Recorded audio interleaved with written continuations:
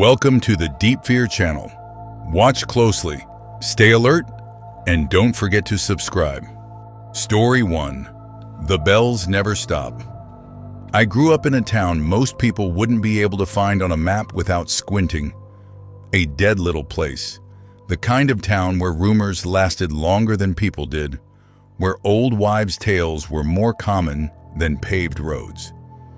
We had one gas station, one grocery store, and one church, St. Mary's of the Hollow. The church was ancient, older than any house in town.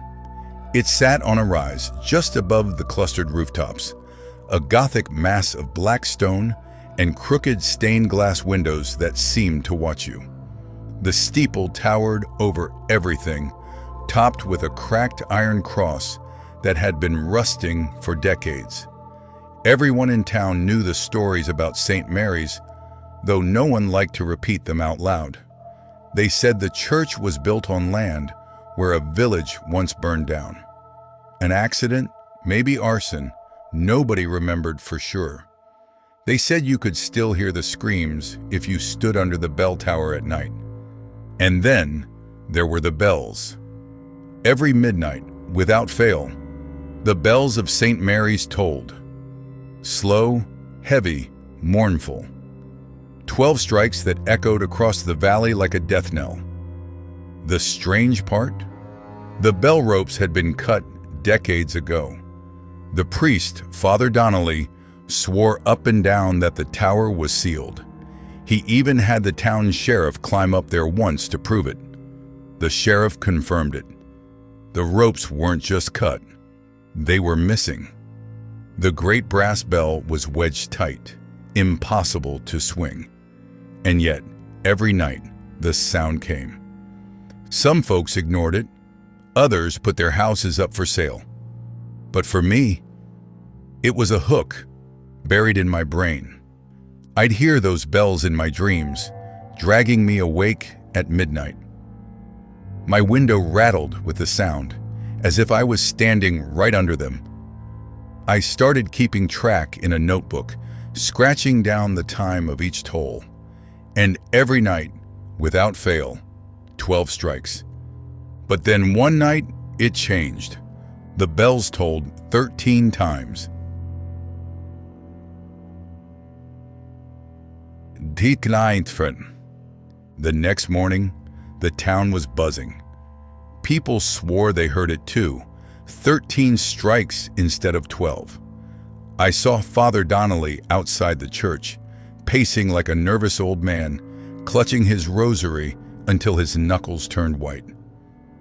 When I asked him, he just muttered something about old foundations and stones shifting in the wind. But I knew he was lying.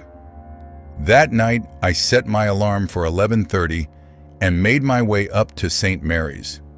The graveyard that wrapped around the church was a tangle of leaning crosses and broken headstones, shrouded in mist that never seemed to leave. The grass was overgrown as though no one had dared maintain it for years. The church doors were locked, of course, but I wasn't after the pews. I wanted the bell tower. I found a rusted iron grate along the side wall and slipped through, pulling myself up a narrow stairwell that smelled like mold and rat droppings. My flashlight beam wavered across crumbling stone, catching on faded frescoes painted centuries ago. Angels with blackened faces, their wings spread wide.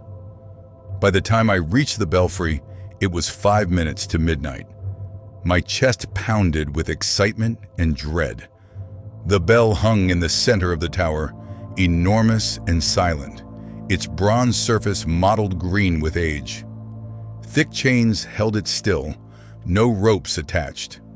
The air was colder up here, as if the stone itself was radiating a chill. I checked my watch, 11:59. I raised my flashlight and waited. Then, on the stroke of 12, the bell tolled. The sound wasn't just heard, it was felt. It rattled my bones, reverberated through the tower, shook dust from the rafters. My flashlight flickered and died, and the bell was not moving. I don't mean it swung so little I couldn't see. I mean it was stone still. The chains didn't tremble. The metal didn't sway. Yet the sound kept coming, each strike louder, deeper, almost alive. I pressed my hands against my ears, but it didn't help. The sound was inside my skull. My teeth vibrated. My heart felt like it was in sync with the tolling. 12 strikes. And then 13. A pause, and then 14. I stumbled backward in the dark, panic clawing at my throat. The town only heard 13 the night before. Why was I hearing 14? What came after? Then, beneath the thunder of the bell, I heard something else. A whisper, not in English, not in any language I knew. It slithered through the tower, curling around me like smoke. My flashlight flickered back to life for a split second, just long enough to illuminate the far corner of the belfry. There was someone standing there, a figure cloaked in shadow, tall and thin, its face hidden beneath a hood. It didn't move. It just watched me. When the 15 toll struck, I ran. I don't even remember how I made it down the stairs. My knees were bleeding from slipping on stone steps. My palms were raw. But I didn't stop until I was halfway home, gasping for air. And when I looked back, I swore I could see the shadow of the steeple leaning, as though the whole tower had tilted toward me. That night was just the beginning, because the next evening, the bells didn't stop at 12, or 13, or 14. They kept going, and the whole town began to hear them. The night after I climbed the belfry, the bells didn't stop at 12. I was sitting in my bedroom, staring at the dark ceiling, waiting for them to begin. At midnight sharp, the first toll echoed across the valley. My body tightened, remembering the whispers, the hooded figure. I started counting.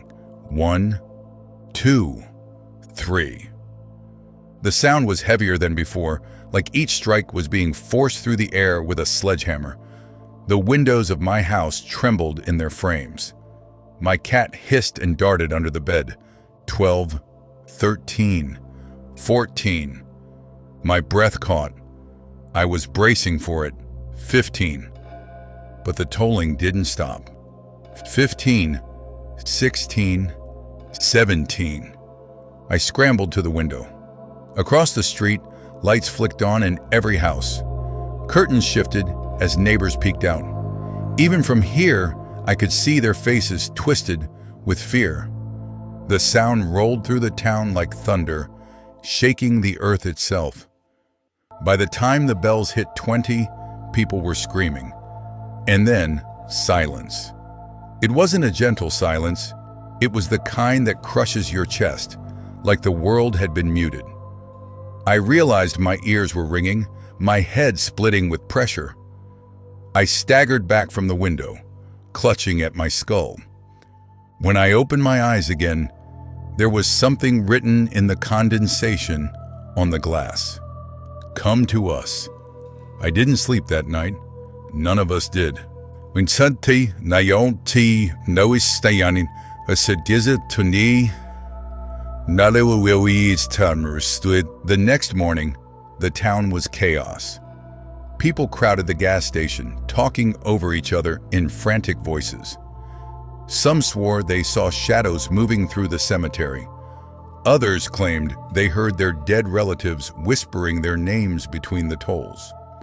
Father Donnelly called for an emergency gathering at the church. Reluctantly, we went. I'd never seen the pews so full. Mothers clutched crying children. Old men whispered prayers under their breath. The sheriff sat pale and sweating, with his hat crushed in his lap. Donnelly stood at the altar, shaking. He wasn't the calm, booming-voiced priest I grew up with. He looked broken. "My children," he began, voice trembling, "you mustn't give in to fear. The bells are a test. The Lord is calling us to stand strong." "Bullshit," someone shouted from the back. "You told us the tower was sealed." A murmur of anger spread through the pews. Donnelly raised his hands, desperate to calm us. I sealed it," he stammered. "I've climbed it myself. There is nothing in that belfry but rust and stone." "Then what's tolling the bell?" I asked, louder than I meant to. My voice echoed through the rafters. The priest's face went white. His lips moved, but no words came. And in the silence that followed, we all heard it. Faint, but unmistakable. The bell. It was tolling in daylight. Every head whipped towards the steeple. Through the stained glass, the sun was blazing, yet the sound rolled across the church, deep and booming. People screamed and bolted for the doors. Others dropped to their knees and prayed. I stayed frozen, staring at Donnelly. And for just a moment, I saw it. His eyes weren't on the steeple. They were on the floor. That night, I couldn't stay home. I had to know. I returned to the church, this time slipping in through a broken side door. The nave was dark, lit only by moonlight, filtering through stained glass. The pews were empty, but I could still feel the panic of the morning service hanging in the air. Instead of climbing the tower again, I followed Donnelly's gaze from earlier, toward the altar. The stone floor was uneven, cracked with age. Behind the altar stood a massive wooden cross, splintered and warped. At its base, half hidden by a dusty rug, was a trapdoor. My hands shook as I pulled it open. The hinges groaned, coughing up a gust of cold air that smelled of soil and rot. A staircase wound downward into blackness. I told myself to leave. I told myself this was insane. But the bells started tolling again, rattling the rafters, and that whisper slid through the dark, closer now, almost familiar. So I descended. The stairs seemed endless, spiraling deeper into the earth. My flashlight beam shook across wet stone walls covered in strange carvings, circles, jagged symbols, crude faces with hollow eyes. The air grew thicker, heavier, as though I was pushing against invisible water. Finally, the stairs opened into a vast underground chamber. The first thing I saw was the roots. Thick, blackened roots snaked down from the ceiling, pulsing faintly as though alive. They wrapped around pillars of stone, cracked coffins, and rusted chains bolted to the walls. The floor was littered with bones, some fresh, some ancient. And in the center of the chamber, a pit. It was enormous, carved directly into the stone, edges jagged like teeth. From its depths came a faint red glow, as if the earth itself was bleeding light. The tolling of the bell was louder here, not above me, but below.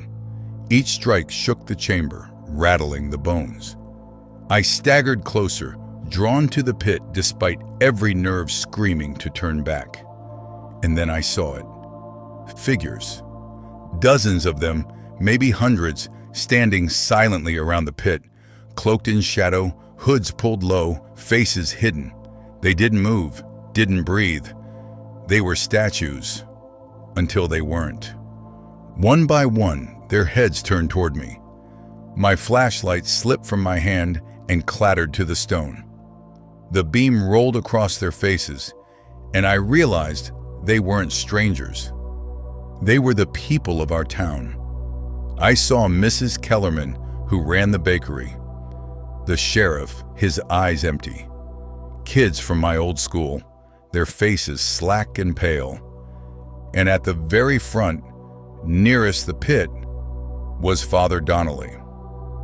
His lips moved in time with the tolling, chanting words I couldn't understand. The whisper I'd been hearing all along wasn't just one voice. It was all of them, together, calling. I should have run. I should have turned and clawed my way back up those stairs, slammed the trapdoor, and never looked back. But my legs moved forward, step by step, toward the pit. The air grew hotter, the red glow pulsing brighter with each toll of the bell. The sound wasn't just echoing anymore. It was inside my chest, shaking my ribs. Father Donnelly raised his hands. His eyes rolled white, his mouth working furiously as the chant grew louder. The townsfolk joined in, their voices layering into a terrible chorus. And from the pit, something began to rise. At first, it looked like smoke. Black, roiling tendrils that twisted and coiled upward, writhing like living things. Then came the smell. Burnt iron, blood, and something older, fouler. The ground quaked. Bones clattered across the floor. The bells kept tolling. 21, 22, 23. The thing in the pit was massive. It didn't climb so much as unfold, stretching limbs that weren't really limbs, shapes that hurt to look at. Its surface shimmered like molten metal, its form shifting constantly. For an instant, I thought I saw faces pressed into it, mouths opening in silent screams. It wasn't just sound shaking the chamber anymore. It was language. The tolls weren't bells at all. They were words, summoning words, spoken in some tongue too old for humans. And now I understood. Each extra toll was a step in a sentence, a key unlocking something that should have stayed buried forever. Donnelly turned toward me then. His face was gaunt, stretched, eyes burning with unnatural light. He pointed at me and spoke in a voice that wasn't his own. "You heard the 14th? You are chosen." The crowd of townsfolk moved as one, parting to let me through. Their faces were blank, their skin pale as wax, but their eyes were locked on me. I stumbled forward, shaking my head, whispering, "No, no, no!" But their hands pushed me closer to the pit. The heat blistered my skin. The whispers grew deafening. 24. The creature leaned closer, its shifting mass blotting out the chamber's ceiling. And in the molten swirl of its surface, I saw something that froze my blood. I saw myself. Not as I was, but as I would be, hollow-eyed, lips chanting, skin cracked and gray. Another worshiper, another voice in the endless chorus. "No!" I screamed, twisting free. Somehow, adrenaline gave me strength, and I shoved past the lifeless congregation. I ran for the stairs, tripping, clawing, scrambling upward as the tolling thundered behind me. 25. The whole church shook, dust raining from the ceiling. The trapdoor was just ahead. I lunged for it, dragging myself through with bleeding hands. 26. I collapsed onto the altar. My chest was on fire, my ears ringing, but I kept crawling toward the front doors. 27. The stained glass shattered in a blast of sound. Shards rained down, slicing my arms and back. I didn't stop. I burst out into the night, gasping. The bells were louder than ever, echoing through the town. People were pouring out of their houses, walking in unison toward the church, their faces blank, their mouths moving with the chant. I ran. I don't remember much after that. Just trees whipping past as I fled into the hills, the sound of the bells following me for miles. When I woke, the sun was up. The town was silent. From the ridge, I looked down at Hollow's End. The streets were empty. The church steeple still stood, but the cross at its peak was gone. Smoke curled faintly from the graveyard, as if the earth itself was smoldering. The bells did not toll that night, or the night after. But sometimes, when I close my eyes, I still hear them. A phantom ringing in the back of my skull, louder each time. And last night, I swear, I heard 13 again. Story 2, The Confessional. I was never much of a believer. My parents dragged me to church when I was a kid, but I grew up treating it like background noise. Old hymns, boring sermons, the smell of incense I couldn't stand.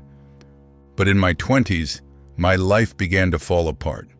Bad decisions piled up, guilt weighed me down, and some nights I couldn't sleep. That's when I wandered back to St. Anthony's and discovered the confessional. At first, it was normal. Father McCarthy sat behind the screen, patient and calm, listening to me pour out my frustrations and failures. He told me I could change, that God forgave me. For a while, I believed him. Then, one night, everything changed. I slipped into the booth after midnight, hoping to confess a fight I'd had with my sister. The air was heavier than usual, the wood reekings of polish and mold. I whispered, "Bless me, Father, for I have sinned." The voice that answered wasn't Father McCarthy's. "Speak," it rasped, deep and jagged, like glass grinding on stone. I hesitated, but confessed anyway, my shouting, my anger, my guilt. When I finished, the voice chuckled. "That is not a sin," it whispered. "Tell me what you are truly guilty of." My blood went cold. I fled the booth and confronted Father McCarthy the next day. He swore he hadn't been in there. "No other priest has either," he told me. "That booth is locked at night. Maybe you imagined it, but I hadn't." And the following night, I went back. The same voice waited for me. "Speak," it said, and though every instinct screamed to run, I confessed something I had never told anyone. How my best friend died in a car crash years ago because I handed him the keys when he was too drunk to drive. When I finished, the voice whispered, "Yes, that is sin." And I felt lighter. Hollow, but lighter. So I kept going back. Night after night, I told it everything. Small cruelties, betrayals, shame I'd buried. The more I gave, the more it wanted. And every time I left feeling weaker, but freer too. One night, I asked, "Who are you?" "I am the one who listens when no one else does," it whispered. "Are you God?" It laughed, bitter and sharp. "No, I was here long before he ever set foot in this house." Father McCarthy noticed. He pulled me aside after Mass, his face pale and drawn. "You've been using the confessional," he whispered. "You need to stop. That booth hasn't been sanctified in years. Whatever's in there isn't holy. It feeds on guilt." I nodded, but I didn't listen. By then, I needed it. And then something worse happened. One day, in the grocery store, I caught myself wishing the crowd would just vanish. A man collapsed near the produce aisle moments later, dead of a sudden heart attack. That night, the voice rasped, "You wished, and it was done. Desire is enough. The rest is my gift." I couldn't stop shaking, but underneath the fear, a darker feeling bloomed. Power. McCarthy tried again. Furious, he cornered me in the rectory. "You're feeding it," he snapped. "Every confession gives it strength. I'll seal that booth tonight. Stay away." I tried. I really did. But at midnight, lying in bed, I heard the whisper again. Not in the church this time. In my room. "You don't need the booth anymore." After that, the voice followed me everywhere. In the shower, at work, on the bus, whispering, "Speak." I obeyed. I whispered my thoughts, my secrets, my ugliest desires, and every time it grew louder, clearer. One night, I finally asked, "Why me?" The answer chilled my blood. "Because you are mine." McCarthy came to me one final time. He looked half dead already, eyes red, hands shaking as he clutched a crucifix. "Meet me at the church at midnight," he begged. "I can try to break it. But you must not speak." I agreed. At midnight, the church was dark. The confessional was still boarded up, but the wood bulged outward as if something was pressing inside. McCarthy knelt in a circle of candles, chanting Latin, his crucifix glowing faintly. The booth shook. Boards snapped. Black smoke poured out, writhing like living shadows. Faces swam in it. Faces I recognized from my confessions, twisted in agony. "You gave yourself to me," the voice thundered, "not just in my head, but all around us. Now you will be my voice." McCarthy shouted louder, brandishing the crucifix. Light flared. The smoke screamed. A sound like a great bell tolled through the church, shaking the rafters. The force hurled me backward. When I opened my eyes, McCarthy lay slumped, lifeless, his crucifix shattered on the floor. The confessional was splintered and empty, and the voice was gone. For weeks, I thought it was over. I went about my life in silence. But one night, as I sat alone in my apartment, I felt it again. Not outside me, inside. A whisper slid from my own lips. "Bless me, Father, for I have sinned." And when I answered, my voice was not my own. "Speak!" I rasped. Story 3. Midnight Mass of the Damned. There's an old church deep in the woods near my hometown. Everyone knows it's there, but no one talks about it. It doesn't appear on any map. If you try to walk there in daylight, you'll just get lost in the trees. But if you follow the sound of bells at midnight on a full moon, you'll find it. That's how I found it anyway. I was 17, stupid, and drunk with a couple of friends. We'd heard the stories, how an abandoned church in the forest still held a midnight mass, how, if you listened carefully, you'd hear hymns drifting through the trees, though no priest had set foot there in 100 years. We dared each other to find it. The bells started as we stumbled down the dirt road, faint at first, then louder. Deep, solemn chimes, 12 strikes in the dead of night. We followed them, laughing nervously, until the trees parted. And there it was. A black stone church, crumbling but upright, its steeple cracked, its stained glass windows shattered. The front doors hung open, swaying gently in the wind. Candlelight flickered inside, though no one had been there to light them. "Holy shit," one of my friends whispered. "It's real."